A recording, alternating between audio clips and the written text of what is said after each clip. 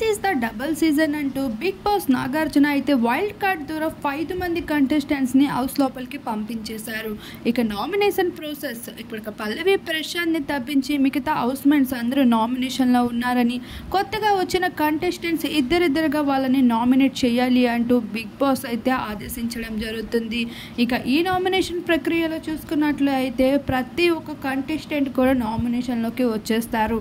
కొత్త కంటెస్టెంట్స్కి ఈ వారం ఇమ్యూనిటీ ఉంటుంది, నామినేషన్లోకి రారంటూ బిగ్ బాస్ చెప్పుకుంటూ వస్తాడు. అలానే మీరు నామినేట్ చేయాలనుకుంటున్న కంటెస్టెంట్స్ని గుడ్లతో కొట్టి మరి నామినేట్ చేయాలంటూ చెప్పడంతో నామినేషన్లో ఇద్దరిద్దరు కంటెస్టెంట్ని అయితే నామినేట్ చేసుకుంటూ వస్తారు. ప్రియాంక, శోభశెట్టి, సందీప్, అమర్దీప్, తేజ, ప్రిన్స్, మరొక వైపు శివాజీ, వీరందరూ కూడా నామినేషన్లోకి అయితే రావడం జరుగుతుంది.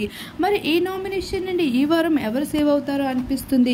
గౌతమ్ సీక్రెట్ రూమ్ లో ఉన్నాడని తెలియక హౌస్ మేట్స్ అందరూ కాస్త ఫీల్ అవుతున్నారు. ఇంకొక వైపు గౌతమ్ మాత్రం వీరందరూ ఇస్తున్న కంటెంట్ ని చూసి ఎంజాయ్ చేస్తున్నాడు సీక్రెట్ రూమ్ లో.